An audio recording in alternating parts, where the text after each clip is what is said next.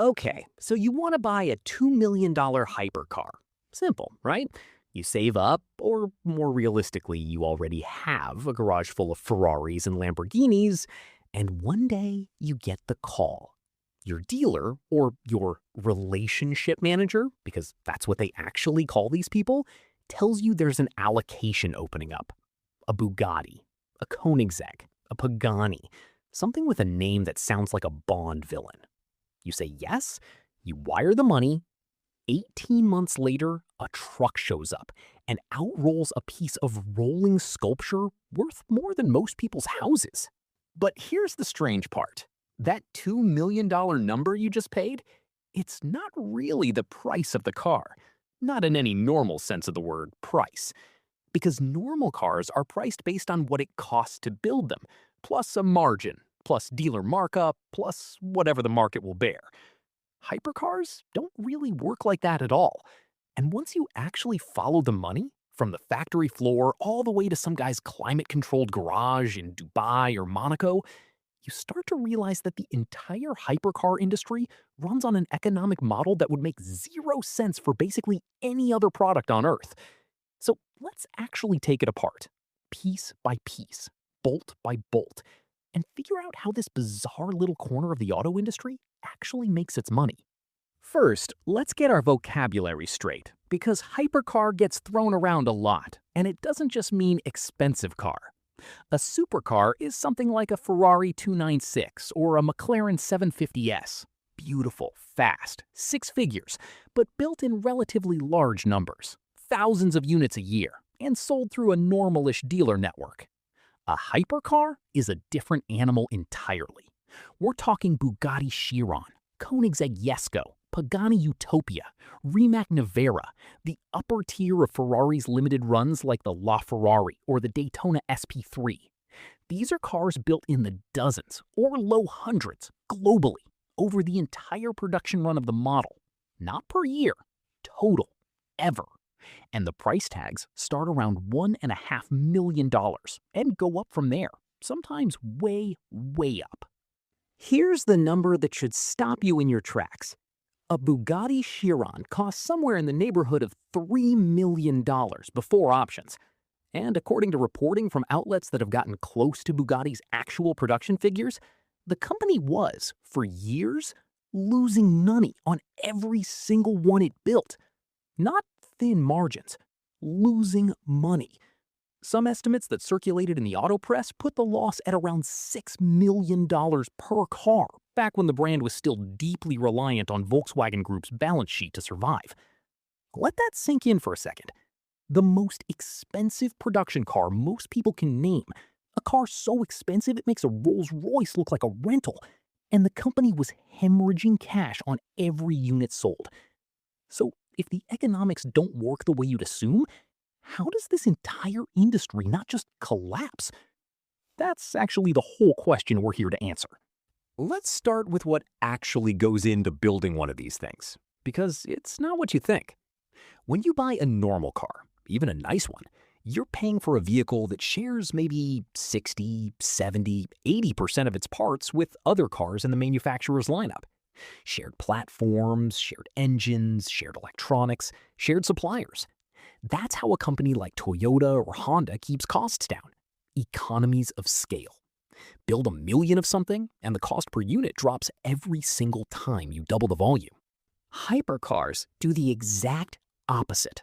A Koenigsegg Jesko is hand-built, essentially from scratch, in a factory in a tiny town in Sweden called Ängelholm, population about 15,000 people. The carbon fiber monocoque, the chassis that everything bolts onto, is often cured in an autoclave, basically a giant industrial pressure cooker, one at a time, by hand, by technicians who've been trained for years to lay up carbon fiber sheet by sheet. That single process, just the chassis tub, can take hundreds of labor hours before a single engine bolt goes in.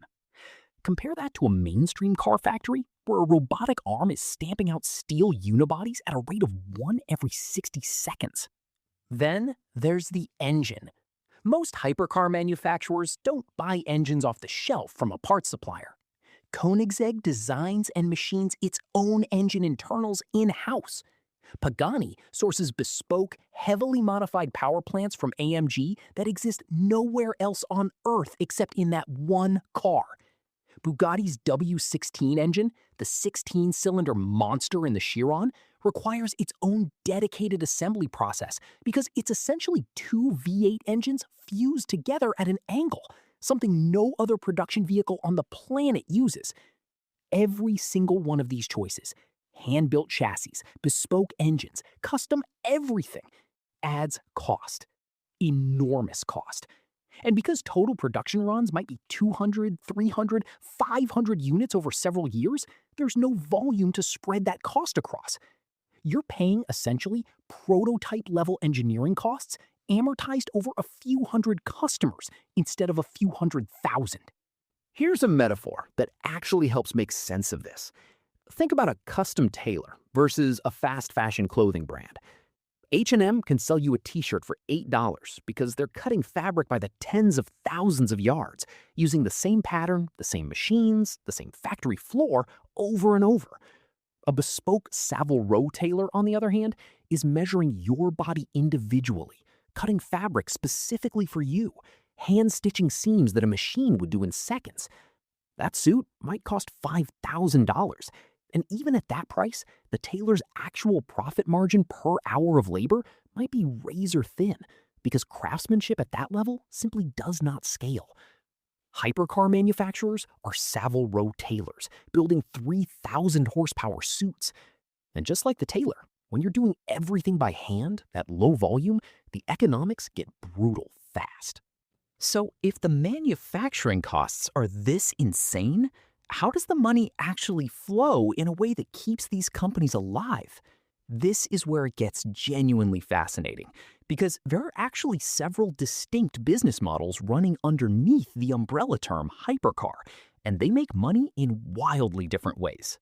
Model number one, and this is the Bugatti model for most of its modern history, is the loss leader/halo car strategy, funded by a much larger parent company. Bugatti, for most of the 2000s and 2010s, was owned by Volkswagen Group.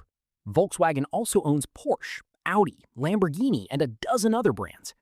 Bugatti's actual job from a corporate finance perspective was never to be profitable on its own.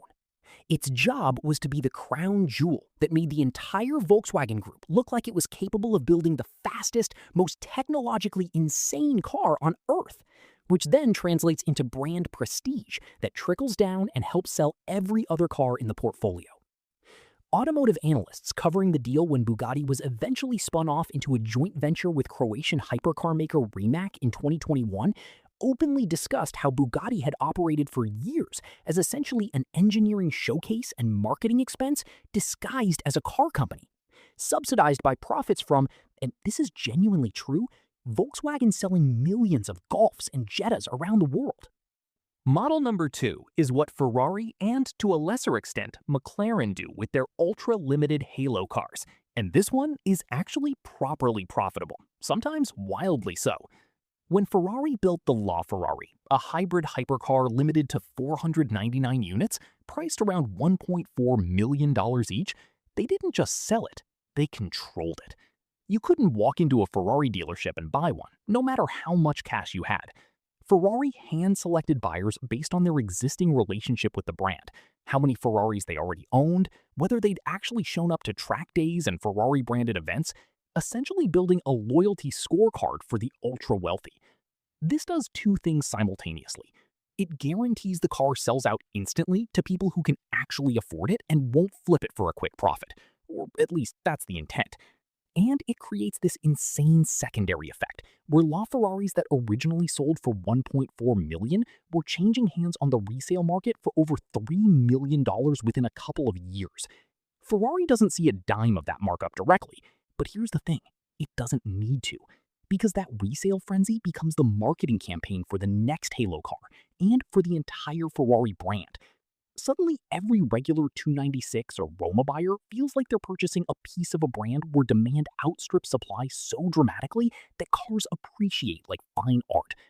That perception is worth an absolute fortune across Ferrari's entire lineup, which sells over 13,000 cars a year at a company-wide margin that's reportedly among the highest of any car manufacturer on the planet. Model number 3 is the true boutique independent. And this is Koenigsegg, Pagani, and to some extent Rimac before its Bugatti merger. These companies don't have a parent conglomerate bankrolling losses. They have to actually turn a profit, or at least break even, on a business that builds maybe 50 to 100 cars a year. How do they survive? Multiple ways. First, pricing in enormous customization margins. A base Pagani Huayra might start around $2.5 million. But by the time a customer has gone through Pagani's Atelier personalization program, choosing specific paint formulations that might take weeks to develop, custom stitching patterns, exposed carbon weave in specific orientations that require entirely new tooling, that final invoice can balloon by another $500,000 to $1 million. And the margin on those bespoke options is dramatically higher than the margin on the base car itself, because the customer has essentially opted into an emotional purchase where price sensitivity nearly disappears. This is the exact same psychology as ordering a custom Birkin bag from Hermes or a bespoke suit. Once someone's committed to spending 7 figures, an additional $40,000 for a specific shade of blue that took the paint shop 3 weeks to formulate feels almost trivial to them, even though that same $40,000 represents a median American's entire annual salary. Second, these boutique makers often run parallel revenue streams that most buyers never think about. Koenigsegg has licensed its patented free-valve camless engine technology to other manufacturers. Pagani sells extraordinarily expensive parts, service, and restoration work to existing owners, essentially running a captive aftermarket ecosystem where a full service on a Huayra can run into 6 figures, and owners have basically nowhere else to go because no independent mechanic on Earth is qualified or equipped to touch these cars. Some hypercar makers also generate meaningful revenue from merchandise, brand licensing, and consulting work, designing components or providing engineering expertise for motorsport programs or even completely unrelated industries. Now here's where the psychology really kicks in, because none of this works without an insane amount of deliberate engineering around scarcity and exclusivity, and this is genuinely one of the most fascinating parts of the whole business. Normal companies want to sell as many units as possible. More volume, more revenue, more profit, that's business 101. Hypercar makers do the opposite, on purpose. They cap production deliberately low, not because they couldn't theoretically build more, but because scarcity is the entire product. Think about it this way. If Ferrari built 10,000 LaFerraris instead of 499, it wouldn't be a hypercar anymore. It would just be an expensive sports car. And worse, all that secondary market appreciation, the thing that makes owning one feel like owning a Picasso, would evaporate completely. The scarcity isn't a limitation of the business model. The scarcity is the business model. This is why allocation lists exist. This is why brands like Ferrari and Pagani will literally refuse to sell you their most exclusive models, even if you show up with a briefcase of cash, unless you've built what the industry calls relationship equity, basically proving loyalty through years of previous purchases. It sounds almost feudal, and honestly, it kind of is. You're not just buying a product.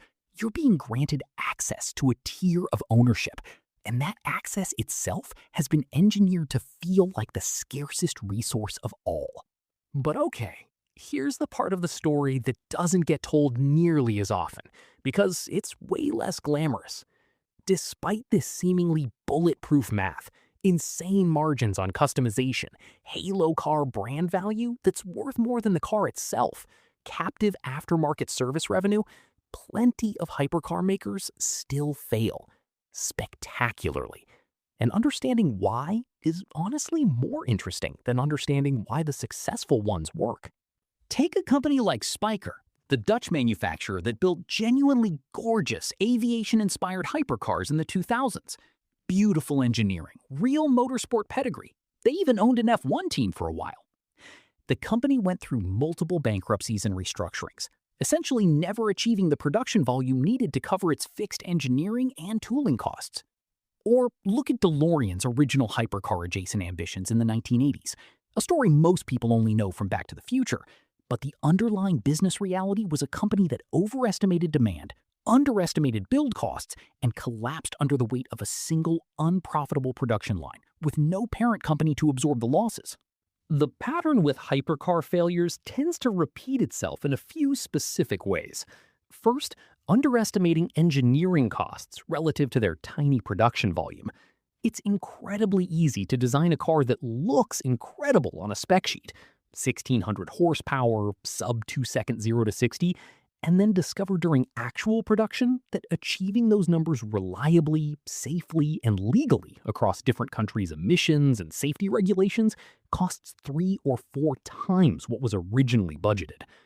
Homologation, the process of legally certifying a car for road use in different markets, is brutally expensive and often underestimated by smaller manufacturers who don't have the regulatory expertise that a giant like Volkswagen Group or Ferrari has built up over decades. Second, and this one's sort of counterintuitive, some hypercar makers fail because they succeed too early on hype and then can't deliver.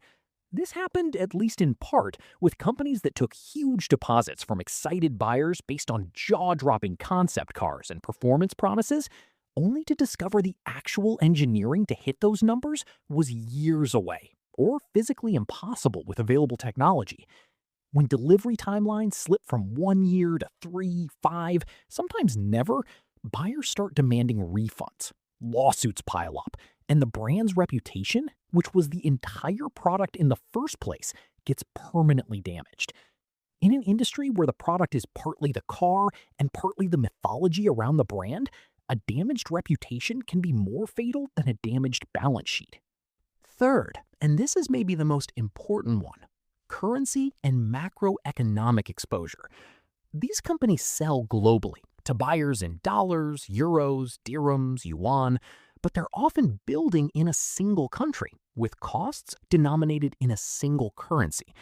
When exchange rates swing, or when a country the brand depends on for a huge chunk of sales, say China or the Middle East, goes through an economic downturn or imposes new luxury import tariffs, hypercar orders can dry up almost overnight, because these are, almost by definition, the most discretionary purchases on Earth.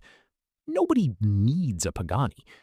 When economic uncertainty hits, hypercars are often the very first line item wealthy buyers delay or cancel, well before they'd ever consider selling their primary real estate or liquidating core investments. So let's talk about what actual profitability looks like when everything goes right, because it does happen, and it's honestly a pretty remarkable payoff when it does. Take Ferrari's limited series program as the clearest example we can actually see numbers on, since Ferrari is a publicly traded company and has to disclose financials that private companies like Koenigsegg never do. Ferrari's overall automotive segment has consistently reported industry-leading margins, and a huge chunk of that profitability disproportionately comes from the smallest slice of their production, limited-run specials and heavily customized cars through their tailor-made personalization program. A regular Ferrari might carry a healthy margin. A limited edition hypercar, like the Daytona SP3, priced north of $2 million with only 599 built, carries a margin that industry analysts have suggested can run multiples higher than Ferrari's already strong company average, because the marginal cost of building car 400 in a limited run is barely different from car 1, but customers are paying an enormous premium for exclusivity, and there's essentially a guaranteed buyer list before the car is even fully designed. And then there's Rimac, the Croatian company that started as basically a garage operation building electric hypercars, and ended up, within about a decade, in a position strong enough to essentially absorb Bugatti into a joint venture, with Rimac's founder, Mate Rimac, taking the CEO seat of the combined company. That's not a small business story. That's a company whose electric powertrain technology became so valuable that established supercar makers like Koenigsegg, Aston Martin, and Automobili Pininfarina all licensed Rimac's battery and drivetrain systems for their own vehicles. Rimac essentially figured out that in the hypercar world, sometimes the most profitable business isn't selling the finished $2 million car at all. It's selling the incredibly expensive, incredibly hard to replicate technology inside it to every other company that also wants to build one. Which, honestly, brings us to the most interesting shift happening in this industry right now.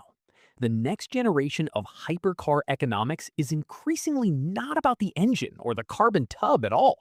It's about electrification and software. Because batteries and motors, unlike hand-laid carbon fiber and bespoke 16-cylinder engines, actually do benefit from economies of scale. Even at hypercar volumes, if a company can spread that R&D cost across multiple brands and models the way Rimac has, that's a fundamentally different economic model than what Bugatti or Pagani have run for the last 20 years.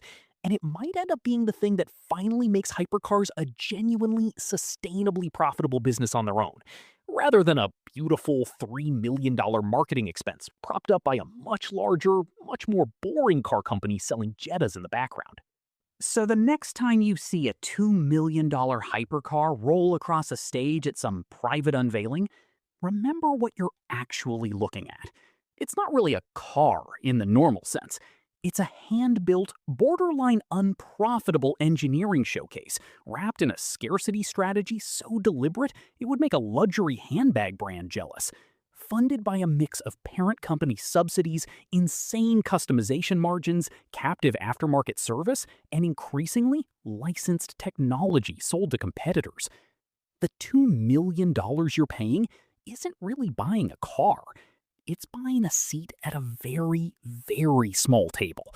And honestly, that seat might be the most valuable part of the entire transaction.